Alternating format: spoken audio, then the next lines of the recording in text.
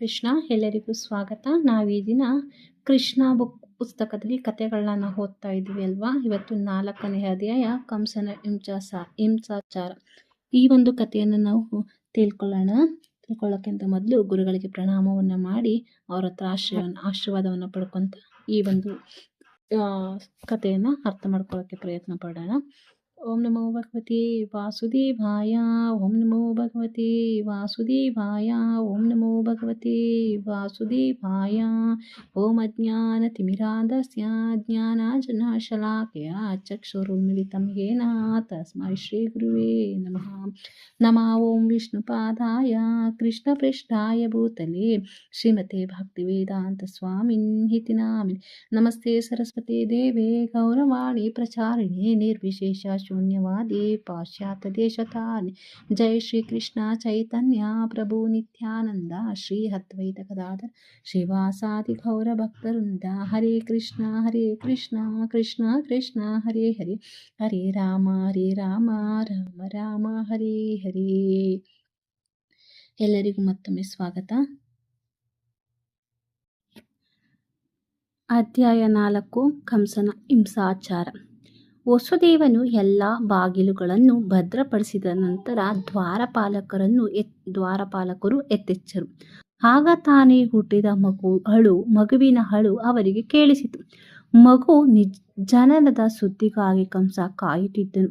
ದ್ವಾರಪಾಲಕರು ಕೂಡಲೇ ಹೋಗಿ ಮಗುವಿನ ಜನನವಾಯಿತು ಎಂದು ತಿಳಿಸಿದರು. ಕಂಸ ಕೂಡಲೇ ಹಾಸಿಗೆಯಿಂದ ಎದ್ದು ತನ್ನ ಬಾಳಿನ ಕ್ರೂರ ಸಾವು ಈಗ ಹುಟ್ಟಿದೆ ಎಂದು ಉದ್ಗರಿಸಿದ. ಅವನ ಸಾವು ಸಮೀಪವಾಗುತ್ತಿದ್ದರಿಂದ ಕಂಸನ ಮನಸ್ಸು ಗೊಂದಲವಾಯಿತು. ಅವನ ಕೂದಲು ನಿಮಿರಿ ನಿಂತಿತು. ಕೂಡಲೇ ಅವನು ಮಗು ಹುಟ್ಟಿದ ಸ್ಥಳಕ್ಕೆ ಧಾವಿಸಿದನು. ತನ್ನ ಅಣ್ಣನು ಬರುತ್ತಿರುವುದನ್ನು ಕಂಡು ದೇವಕಿಯು ಬಹಳ ದೈನ್ಯದಿಂದ ಕಂಸನನ್ನ ಹೀಗೆ ಬೇಡಿಕೊಂಡಳು. ಪ್ರೀತಿಯ ಅಣ್ಣ, ದಯವಿಟ್ಟು ಈ ಹೆಣ್ಣು ಮಗುವನ್ನು ಕೊಲ್ಲಬೇಡ.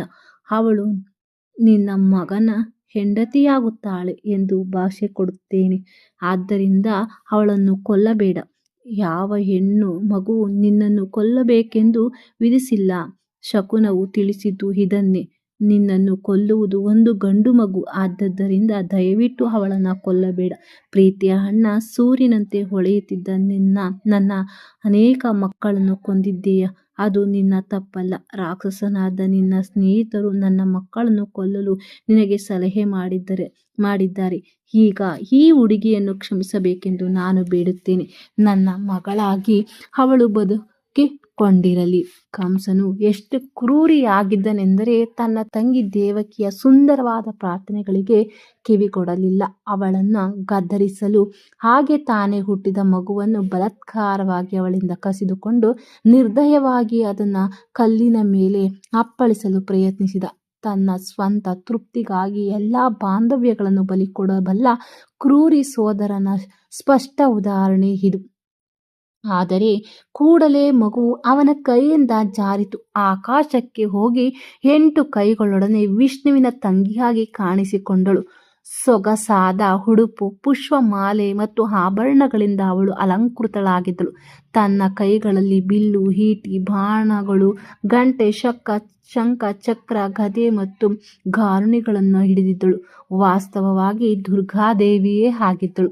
ಆ ಮಗು ಪ್ರತ್ಯಕ್ಷವಾದುದನ್ನು ಕಂಡು ಸಿದ್ಧ ಲೋಕ, ಚಾರಣ ಲೋಕ, ಗಂಧರ್ವ ಲೋಕ, ಅಪ್ಸರ ಲೋಕ, ಕಿನ್ನರ ಲೋಕ ಮತ್ತು ಉರಗ ಲೋಕಗಳಂಥ ವಿವಿಧ ಲೋಕಗಳಲ್ಲಿರುವ ದೇವತೆಗಳು ಅವಳಿಗೆ ಕಾಣಿಕೆಗಳನ್ನು ಕೊಟ್ಟು ಪ್ರಾರ್ಥನೆ ಮಾಡಲು ಪ್ರಾರಂಭಿಸಿದರು. ಮೇಲಿನಿಂದ ದೇವಿಯು ಕಂಸನಿಗೆ ಹೀಗೆ ಹೇಳಿದಳು: ನೀಚನೇ, ನೀನು ಹೇಗೆ ನನ್ನನ್ನು ಕೊಲ್ಲಬಲ್ಲೆ? ನಿನ್ನನ್ನು ಕೊಲ್ಲುವ ಮಗು ನನಗೆ ಮೊದಲೇ ಹುಟ್ಟಿ ಎಲ್ಲೋ ಬೆಳೆಯುತ್ತಿದ್ದಾನೆ. ಬಡಪಾಯಿ, ನಿನ್ನ ತಂಗಿಯ ವಿಷಯದಲ್ಲಿ ಕ್ರೂರಿಯಾಗಬೇಡ. ಹೀಗೆ ಕಾಣಿಸಿಕೊಂಡ ಮೇಲೆ ದುರ್ಗಾದೇವಿಗೆ ಪ್ರಪಂಚದ ಬೇರೆ ಬೇರೆ ಭಾಗಗಳಲ್ಲಿ ಬೇರೆ ಬೇರೆ ಹೆಸರುಗಳು ಬಂದವು. ಈ ಮಾತನ್ನು ಕೇಳಿ ಕಂಸ ಭಯದಿಂದ ತತ್ತರಿಸಿ ಹೋದನು. ಮನಸ್ಸು ಕರಗಿ ಕೂಡಲೇ ವಸುದೇವ ಮತ್ತು ದೇವಕಿಯರನ್ನು ಸರಪಳಿಯಿಂದ ಬಿಡುಗಡೆ ಮಾಡಿ ಬಹು ಸೌಜನ್ಯದಿಂದ ಅವರನ್ನು ಮಾತನಾಡಿಸಲು ಪ್ರಾರಂಭಿಸಿದ. ನನ್ನ ಪ್ರೀತಿ ತಂಗಿ ಮತ್ತು ಭಾವನವರೇ, ನನ್ನ ಸೋದರಳಿಯಂದಿರನ್ನು ಕೊಂದು ನಾನು ರಾಕ್ಷಸನಂತೆ ವರ್ತಿಸಿದ್ದೇನೆ. ನಮ್ಮ ನಿಕಟವಾದ ಬಾಂಧವ್ಯದ ಯೋಚನೆಯನ್ನೆಲ್ಲ ಬಿಟ್ಟಿದ್ದೇನೆ.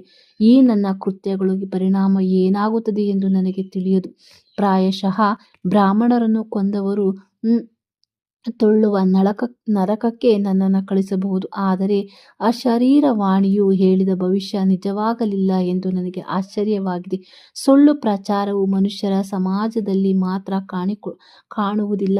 ಆಕಾಶ ನಿವಾಸಿಗಳು ಸುಳ್ಳು ಹೇಳುತ್ತಾರೆ ಎಂದು ಈಗ ಗೊತ್ತಾಗುತ್ತಿದೆ. ಆಕಾಶ ನಿವಾಸಿಗಳ ಮಾತುಗಳನ್ನು ಕೇಳಿ ನನ್ನ ತಂಗಿ ಎಷ್ಟು ಮಂದಿ ಮಕ್ಕಳನ್ನು ಕೊಂದೆ.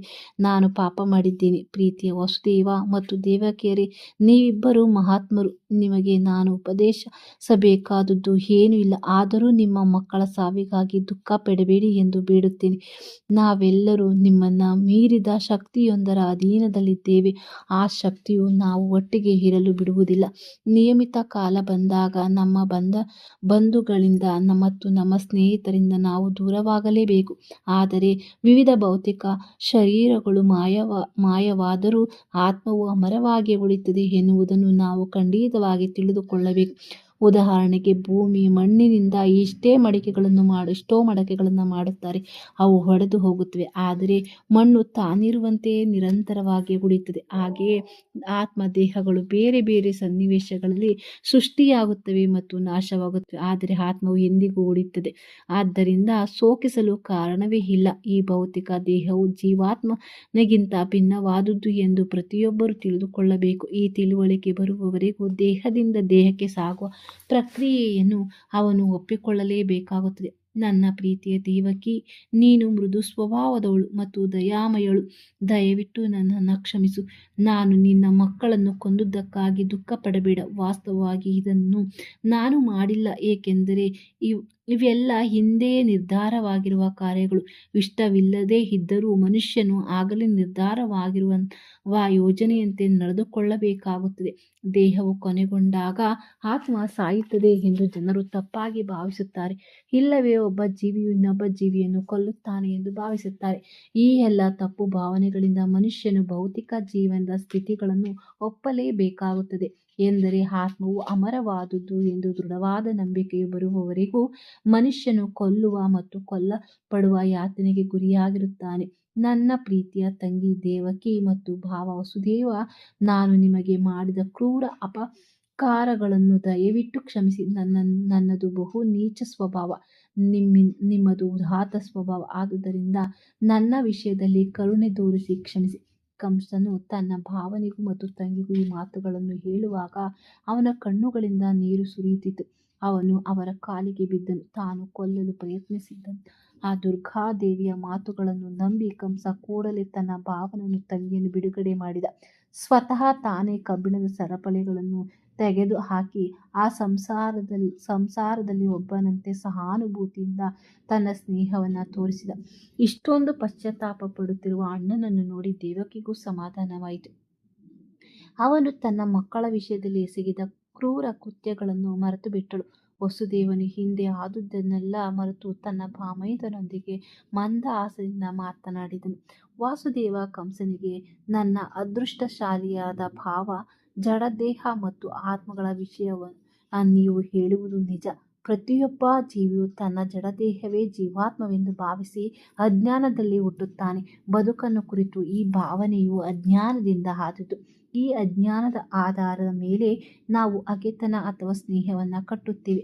ಅಳುವುದು, ಹರ್ಷ, ಭಯ, ಅಸೂಯೆ, ಅತ್ಯಾಸೆ, ಮಾಯೆ ಮತ್ತು ಹುಚ್ಚು ಜಡದೇಹವೇ ಆತ್ಮವೆಂಬ ನಮ್ಮ ಭಾವ ವಿವಿಧ ಮುಖಗಳು. ಇಂಥ ಪ್ರಭಾವಕ್ಕೆ ವಶನಾದವನು ಭೌತಿಕ ದೇಹದ ಕಾರಣದಿಂದಲೇ ಹಗೆತನದಲ್ಲಿ ತೊಡಗುತ್ತಾನೆ. ಇಂಥ ಕೆಲಸ ಕಾರ್ಯಗಳಲ್ಲಿ ನಿರಂತರವಾಗಿ ನಾವು ದೇವೋತ್ತಮ ಪರಮಪುರುಷನೊಂದಿಗೆ ನಮ್ಮ ಶಾಶ್ವತ ಬಾಂಧವ್ಯವನ್ನೇ ಮರೆತು ಬಿಡುತ್ತೇವೆ.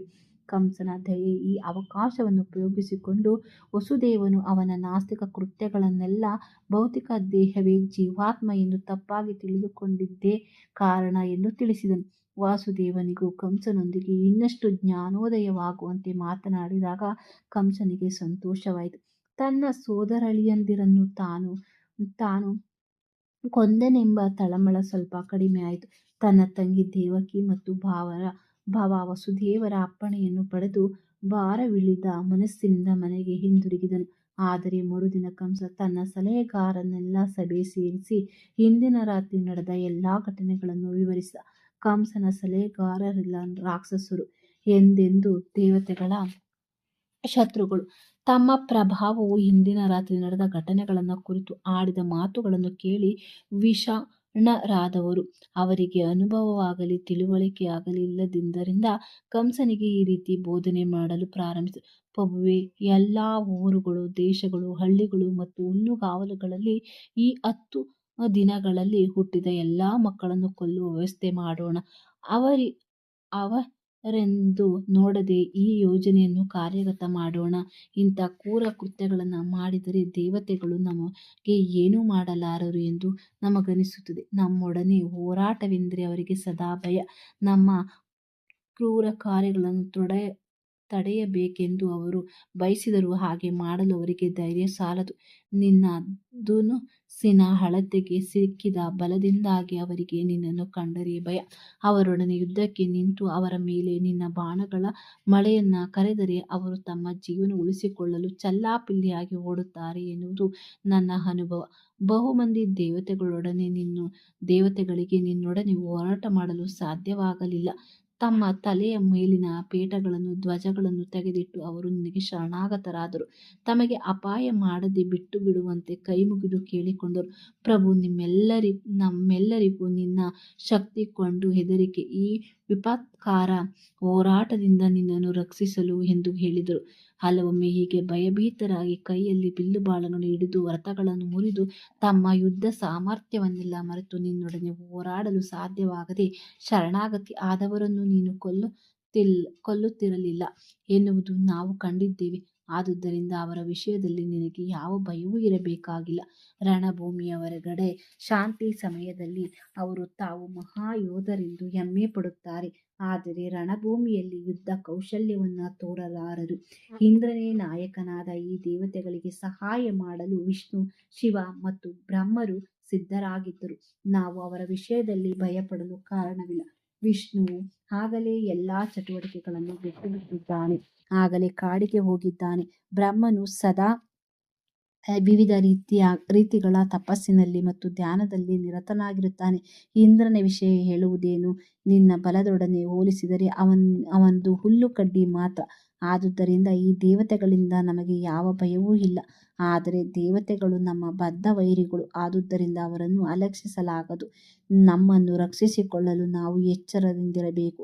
ಅವರನ್ನು ಬುಡಸಮೇತ ಕಿತ್ತು ಹಾಕಲು ನಾವು ನಿನ್ನ ಸೇವೆಯಲ್ಲಿ ತೊಡಗಿ ನಿನ್ನ ಅಪ್ಪಣೆಯನ್ನು ಪಾಲಿಸಲು ಸದಾ ಸಿದ್ಧರಾಗಿರಬೇಕು. ಮುಂದುವರಿದು ರಾಕ್ಷಸರು ಹೀಗೆ ಹೇಳಿದರು. ದೇಹದಲ್ಲಿ ಕಾಯಿಲೆ ಇದ್ದರೆ ಅದನ್ನು ಅಲಕ್ಷ್ಯ ಮಾಡಿದರೆ ಮುಂದೆ ಗುಣಪಡಿಸಲು ಸಾಧ್ಯವೇ ಆಗುವುದಿಲ್ಲ. ಹಾಗೆಯೇ ಮನುಷ್ಯನು ಇಂದ್ರಿಯಗಳನ್ನು ಎಚ್ಚರದಿಂದ ನಿಯಂತ್ರಣಗೊಳಿಸದಿದ್ದರೆ ಅವುಗಳನ್ನು ನಿಯಂತ್ರಿಸಲು ಸಾಧ್ಯವೇ ಆಗುವುದಿಲ್ಲ. ಆದುದರಿಂದ ದೇವತೆಗಳು ನಾವು ಮಣಿಸಲು ಸಾಧ್ಯವಾಗದಷ್ಟು ಶಕ್ತಿವಂತರಾಗುವ ಮೊದಲೇ ನಾವು ಎಚ್ಚರದಿಂದಿರಬೇಕು. ದೇವತೆಗಳ ಶಕ್ತಿ ಶ್ರೀ ವಿಷ್ಣುವಿನ ಆರಾಧನೆ, ಏಕೆಂದರೆ ಎಲ್ಲ ಧಾರ್ಮಿಕ ತತ್ವಗಳ ಕಟ್ಟ ಕಡೆಯ ಗುರಿ ಅವನನ್ನು ಪ್ರಸನ್ನಗೊಳಿಸುವುದು. ವೇದಗಳ ಆದೇಶಗಳು, ಬ್ರಾಹ್ಮಣರು, ಗೋವುಗಳು, ತಪಸ್ಸು, ಯಜ್ಞ, ಯಾಗಾದಿಗಳು, ದಾನ ಮಾಡುವುದು ಮತ್ತು ಆಸ್ತಿಯನ್ನು ಹಂಚಿಕೊಡುವುದು ಎಲ್ಲವೂ ಶ್ರೀ ವಿಷ್ಣುವನ್ನು ಪ್ರಸನ್ನಗೊಳಿಸುವುದಕ್ಕಾಗಿಯೇ. ಆದುದರಿಂದ ವೇದಗಳ ಜ್ಞಾನವಿರುವ ಎಲ್ಲ ಬ್ರಾಹ್ಮಣರನ್ನು, ಯಜ್ಞ ವಿಧಿಗಳನ್ನು ನಿರ್ವಹಿಸುವ ಎಲ್ಲ ಋಷಿಗಳನ್ನು ಕೊಂದು ಹಾಕಿ ನಮ್ಮ ಕೆಲಸವನ್ನು ಪ್ರಾರಂಭಿಸೋಣ. ಯಜ್ಞಯಾಗಾದಿಗಳಿಗೆ ಬಹುಮುಖ್ಯವಾದ ಬೆಣ್ಣೆಯನ್ನು ಕೊಡುವ ಎಲ್ಲ ಗೋವುಗಳನ್ನು ಕೊಂದು ಹಾಕೋಣ. ಈ ಎಲ್ಲರನ್ನು ಕೊಲ್ಲಲು ದಯವಿಟ್ಟು ನಮಗೆ ಅಪ್ಪಣೆಯನ್ನು ನೀಡಿ. ವಾಸ್ತವವಾಗಿ ಬ್ರಾಹ್ಮಣರು, ಗೋವುಗಳು, ವೇದಜ್ಞಾನ, ತಪಸ್ಸು, ಸತ್ಯನಿಷ್ಠೆ, ಇಂದ್ರಿಯ ಮತ್ತು ಮನಸ್ಸುಗಳ ನಿಯಂತ್ರಣ ನಿಷ್ಠೆ, ದಾನ, ಸಹನೆ ಮತ್ತು ಯಜ್ಞ ಆಚರಣೆ ಇವು ಶ್ರೀ ವಿಷ್ಣುವಿನ ದಿವ್ಯ ಶರೀರದ ಅಂಗಾಂಗಗಳು. ವಿಷ್ಣುವು ಪ್ರತಿಯೊಬ್ಬರ ಹೃದಯದಲ್ಲಿ ನೆಲೆಸಿದ್ದಾನೆ ಮತ್ತು ಶಿವ ಮತ್ತು ಬ್ರಹ್ಮರು ಸೇರಿದಂತೆ ಎಲ್ಲ ದೇವತೆಗಳ ನಾಯಕರು. ವಿಷ್ಣುವನ್ನು ಕೊಲ್ಲುವುದೆಂದರೆ ಮಹರ್ಷಿಗಳಿಗೂ ಬ್ರಾಹ್ಮಣರಿಗೂ ಹಿಂಸೆ ಕೊಡುವುದೇ ಎಂದು ಮಂತ್ರಿಗಳು ಹೇಳಿದರು. ತನ್ನ ರಾಕ್ಷಸ ಮಂತ್ರಿಗಳು ಈ ರೀತಿಯ ಸಲಹೆಗಳನ್ನು ನೀಡಿದಾಗ ಮೊದಲಿನಿಂದಲೂ ಅತ್ಯಂತ ನೀಚನಾಗಿದ್ದ ಕಂಸನು ಸರ್ವಭಕ್ಷಕನ ಅನಂತ ಕಾಲದ ಸರಪಳಿಗಳಲ್ಲಿ ಸಿಕ್ಕಿಕೊಂಡು ಬ್ರಾಹ್ಮಣರಿಗೂ ವೈಷ್ಣವರಿಗೂ ಹಿಂಸೆ ಕೊಡಲು ತೀರ್ಮಾನಿಸಿದ. ಎಲ್ಲ ಸಜ್ಜನರನ್ನು ಹಿಂಸಿಸುವಂತೆ ರಾಕ್ಷಸರಿಗೂ ಅಪ್ಪಣೆ ಮಾಡಿ ತನ್ನ ಮನೆಯನ್ನು ಪ್ರವೇಶಿಸಿದ. ಕಂಸನ ಹಿಂಬಾಲಕರೆಲ್ಲ ರಾಜಸ ಮತ್ತು ತಾಮಸ ಗುಣಗಳ ಒಳಗಾದವರು. ಸಜ್ಜನರೊಂದಿಗೆ ದ್ವೇಷ ಸಾಧಿಸುವುದೊಂದೇ ಅವರ ಕೆಲಸ. ಇಂಥ ಕಾರ್ಯಗಳನ್ನು ಆಯುಷ್ಯನ್ನು ಕಡಿಮೆ ಮಾಡುತ್ತವೆ. ಈ ಪ್ರಕ್ರಿಯೆಯನ್ನು ಇನ್ನೂ ಚುರುಕುಗೊಳಿಸಿ ತಮಗೆ ಶೀಘ್ರವಾಗಿ ಸಾವು ಬರುವಂತೆ ಅದನ್ನು ಆಹ್ವಾನಿಸಿದರು. ಸಜ್ಜನರನ್ನು ಹಿಂಸಿಸುವುದರ ಪರಿಣಾಮ ಅಕಾಲ ಮೃತ್ಯುವಷ್ಟೇ ಅಲ್ಲ ಎಂದು ಎಂತಹ ಹೇಯ ಕೃತ್ಯವೆಂದರೆ ಅದನ್ನು ಮಾಡುವವನು ಕ್ರಮೇಣ ತನ್ನ ಸೌಂದರ್ಯವನ್ನ, ಯಶಸ್ಸನ್ನ, ಧಾರ್ಮಿಕ ತತ್ವಗಳನ್ನು ಕಳೆದುಕೊಳ್ಳುತ್ತಾನೆ. ಅವನು ಉನ್ನತ ಲೋಕಗಳಿಗೆ ಏರುವುದಕ್ಕೆ ಅಡ್ಡಿಯಾಗುತ್ತಾನೆ. ಬಗೆ ಬಗೆಯ ಮಾನಸಿಕ ಭ್ರಮೆಗಳಿಂದ ಪ್ರೇರೇಪಿತರಾಗಿ ರಾಕ್ಷಸರು ಎಲ್ಲಾ ಕಲ್ಯಾಣವನ್ನು ಕುಂಠಿತಗೊಳಿಸುತ್ತಾರೆ. ಭಕ್ತರು ಮತ್ತು ಬ್ರಾಹ್ಮಣರು ಚರಣಕಮಲಗಳಿಗೆ ಮಾಡಿದ ಅಪರಾಧವು ದೇವೋತ್ತಮ ಪರಮಪುರುಷನ ಚರಣಕಮಲಗಳಲ್ಲಿ ಮಾಡಿದ ಅಪರಾಧಕ್ಕಿಂತ ದೊಡ್ಡ ಪಾಪ. ಹೀಗೆ ನಾಸ್ತಿಕರ ನಾಗರಿಕತೆಯು ಎಲ್ಲ ಅನರ್ಥಗಳಿಗೆ ಮೂಲವಾಗುತ್ತದೆ. ಕಂಸನ ಹಿಂಸಾಚಾರ ಎನ್ನುವ 4ನೇ ಅಧ್ಯಾಯದ ಭಕ್ತಿ ವೇದಾಂತ ಭಾವಾರ್ಥವು ಇಲ್ಲಿಗೆ ಮುಗಿಯಿತು. ಹರೇ ಕೃಷ್ಣ ಕೃಷ್ಣ ಕೃಷ್ಣ ಹರೇ ಹರೇ, ಹರೇ ರಾಮ ರಾಮ ರಾಮ ಹರೇ. ವಾಂಛಾಕಲ್ಪತರುಭ್ಯಶ್ಚ ಕೃಪಾ ಸಿಂಧುಭ್ಯ ಏವ ಚ ಪತಿತಾನಾಂ ಪಾವನೇಭ್ಯೋ ವೈಷ್ಣವೇಭ್ಯೋ ನಮೋ ನಮಃ. ಓಂ ತತ್ಸತ್ ಕೃಷ್ಣ ಅರ್ಪಣಮಸ್ತು. ಹರೇ ಕೃಷ್ಣ. ಎಲ್ಲರಿಗೂ ಧನ್ಯವಾದಗಳು.